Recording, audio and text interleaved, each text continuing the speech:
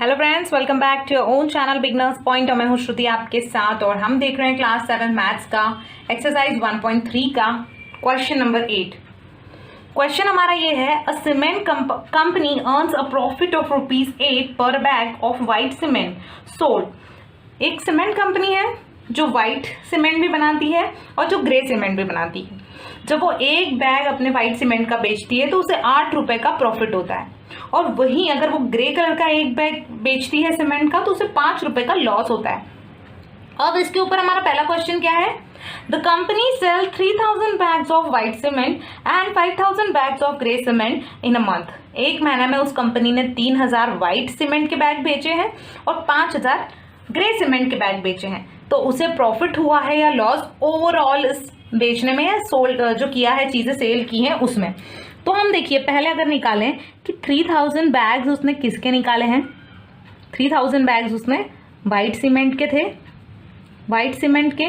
तो अगर एक सीमेंट पे उसे 8000 है, 8 रुपीज का प्रॉफिट है, तो 3000 पे कितना होगा, मतलब 8 इंटू 3000 होगा, दैट इज 24,000 रुपीज का उसे प्रॉफिट हुआ है। और वहीं अगर 5000 बैग की बात करें जो कि ग्रे वाले हैं, ग्रे सीमेंट है, तो अगर एक बैग बेचता है तो ₹5 का लॉस होता है। तो इतनी बैग मतलब 5000 बैग पे अगर कितना लॉस होगा, तो 5 5 जा 25,000 का यहाँ पे लॉस हुआ है। मतलब इतनी बैग बेची तो 25,000 का लॉस हुआ, और इतनी बैग वाइट वाली बेची तो इतने का प्रॉफिट हुआ। तो ओवरऑल क्या हुआ, लॉस हुआ, मतलब माइनस में चले जाएगा। तो यहाँ क्या हुआ, 25,000 रुपये, 24,000 उसे प्रॉफिट हुआ था और 25,000 उसे लॉस हुआ था। मतलब ओवरऑल उसे क्या हुआ कि अगर सोच लें कि 24 दोनों हो जाता, फिर भी 1000 रुपीज बचते हैं, तो यहाँ आएगा 1000 रुपीज का उसे क्या हुआ है, लॉस हुआ है। मैंने माइनस की साइन यहाँ पर नहीं दी है, माइनस का मतलब लॉस हो रहा है। अगर 24 और 25 को करते हैं, अदरवाइज आप ये समझ लीजिए कि 25,000 में से 24,000 गए प्रॉफिट के, तो फिर भी 1000 रुपये बचे हैं। तो यहाँ कंपनी को क्या हो रहा है, 1000 रुपये का लॉस हो रहा है। इससे माइनस की साइन हम यहाँ नहीं देंगे। लॉस का मतलब ये है कि वो माइनस में ही है, इसलिए हमने लॉस लिया है। 1000 रुपीज का लॉस होगा कंपनी को। इसमें ही नेक्स्ट क्वेश्चन हमारा क्या है, यहाँ पर दिया गया है कि अगर यहाँ पे बी क्वेश्चन में हमें क्या दिया है, what is the number of white cement bags it must sell. कितने व्हाइट सीमेंट बैग उससे बेचने पड़ेंगे to have neither profit nor loss, उससे प्रॉफिट भी ना हो लॉस भी ना हो। इसलिए if the number of grey bag sold is 6400 bags, अगर उसने ग्रे बैग 6400 बेचे हैं तो हमें जो पहले दिया हुआ है उस टर्म में हम अगर निकालें, तो अगर देखेंगे कि ग्रे बैग्स उसने 6400 बेचे हैं, 6400 बेचे हैं, मतलब एक बैग पे ₹5 का लॉस होता है। तो 6400 पे कितना होगा, 64 5 जा 30, 320 और ये 20, मतलब 32,000 रुपीज का लॉस होता है उसे जब वो 6400 बैग्स बेचता है। तो ये 32,000 का लॉस है, इसे गेन करने के लिए, मतलब 32,000 का प्रॉफिट लाने के लिए उसे कितने cement bag, white cement bag बेचने पड़ेंगे। तो वाइट सीमेंट के लिए क्या करना पड़ेगा उसे, ये पैसा लाने के लिए क्या करेगा, 32,000 को अगर वो 8 से डिवाइड कर ले। 8 से मैंने क्यों किया है, क्योंकि उसे एक बैग पर ₹8 प्रॉफिट मिलता है। तो ये इतने सारे जो हैं 32,000 रुपीज का प्रॉफिट कमाने के लिए उसे कितने बैग बेचने पड़ेंगे। तो डायरेक्टली आप इसको कैलकुलेट अगर करते हैं तो 8 1 जा 8 और 8 4 जा 32, ये होगा 4000 बैग्स जो हैं उसे वाइट सीमेंट के बेचने पड़ेंगे, तब जाकर ना तो उसे प्रॉफिट होगा ना लॉस होगा। क्योंकि जब वो 4000 वाइट बैग बेचेगा तो उसे 32,000 रुपीज मिलेगा एज अ प्रॉफिट। और वहीं वो ग्रे बैग कितने बेच रहा है, 6400, तो इसमें उसको 32,000 का लॉस हो रहा है। मतलब दोनों चीजें क्या हो जाएंगी, नील हो जाएंगी। 32,000 प्रॉफिट में भी मिलेगा और 32,000 लॉस में भी मिलेगा। तो इस तरह से यहाँ पर प्रॉफिट और लॉस क्या हो जाएगा, नील हो जाएगा, मतलब ना प्रॉफिट होगा ना लॉस। तो उसे 4000 बैग व्हाइट सीमेंट के बेचने पड़ेंगे। नेक्स्ट क्वेश्चन है क्वेश्चन 9। जो क्वेश्चन है हमारा, replace the blank with an integer to make it a true statement. इस स्टेटमेंट को ट्रू शो करने के लिए हमें ब्लैंक स्पेस को भरना है और उसमें क्या नंबर्स आएंगे वो आपको देखना है। जैसे पहला हमारा क्वेश्चन है -3 into dash. Is equal to 27। अब देखिए हमको 27 लाना है, तो -3 को या सपोज 3 को किससे मल्टीप्लाई करेंगे आप, तो 27 आएगा।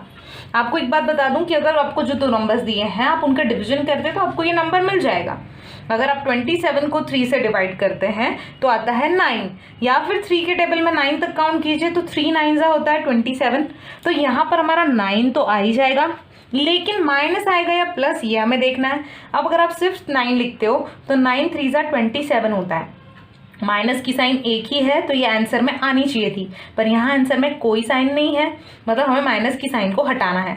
हटाने के लिए हमें ये भी माइनस लेना पड़ेगा, क्योंकि जब दो माइनस की साइन मिलेंगी तो माइनस की साइन प्लस हो जाएगी और 9 3 27 आ जाएगा। नेक्स्ट क्वेश्चन हमारा है 5 को आप किस नंबर से मल्टीप्लाई करेंगे, तो -35 आएगा। आप चाहें तो फिर वही कीजिए, 35 को 5 से डिवाइड कर लीजिए, या 5 के टेबल में 35 आता है क्या काउंट करके देख सकते हैं आप। अगर हम देखें तो 5 6 30 होता है, 5 7 35 होता है, मतलब 7 मैं यहाँ ले सकती हूँ, लेकिन सिर्फ 7 लूँगी तो 7 5 35 होता है, लेकिन मुझे तो माइनस चाहिए है। माइनस होने के लिए मुझे यहाँ पर माइनस करना पड़ेगा, तो एक ही साइन माइनस की है तो कटने का सवाल नहीं है, ये साइन आंसर में लग जाएगी, मतलब 7 5 35 और माइनस की साइन भी आ गई। नेक्स्ट हमारा क्वेश्चन है dash into -8 is equal to -56। अब आप देख सकते हैं कि 8 के टेबल में 56 आता है क्या, कितने बार आता है आप देख सकते हैं। यहाँ पे 56 को 8 से आप डिवाइड कीजिए, बात वही है। तो अगर हम देखेंगे तो यहाँ आएगा 7, 8 7 56 होता है, 7 8 56 होता है।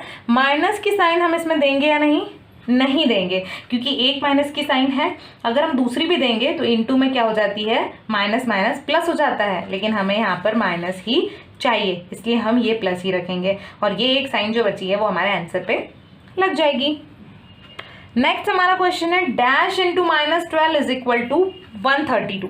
यहाँ 132 पॉजिटिव है। अब आप देखिए, या तो 132 को 12 से डिवाइड कीजिए, या फिर 12 के टेबल में 132 आता है क्या, नहीं आएगा, क्योंकि आगे आ सकता है 12 10 120 होता है, इसके आगे आपको और ऐड करना पड़ेगा कोई नंबर।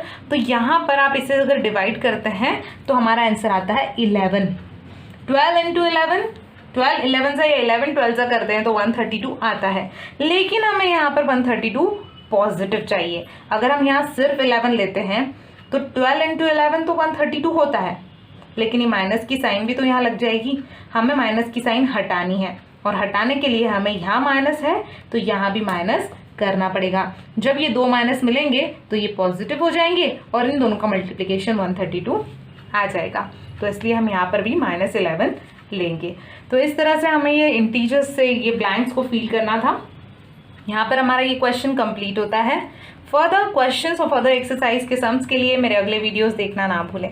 अगर आपको मेरा ये वीडियो पसंद आया है तो प्लीज़ मेरे चैनल को सब्सक्राइब करें और वीडियो को लाइक करना ना भूलें। Thank you so much, thanks a lot.